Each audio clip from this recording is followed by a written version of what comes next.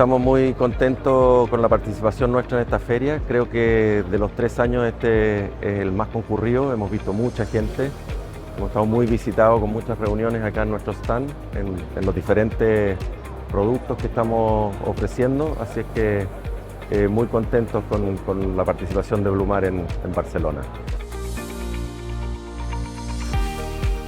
La presencia en ferias siempre es una oportunidad que tenemos para juntarnos con nuestros clientes, están todos con un ambiente de conversar, de conocer nuevos productos, nuevos lanzamientos, mostrar también nuestros desarrollos, contarles en lo que está la compañía, cuáles son nuestras oportunidades, qué es lo que estamos viendo, cuáles son nuestros desarrollos que estamos hacia adelante, así que siempre es muy bueno estar presente.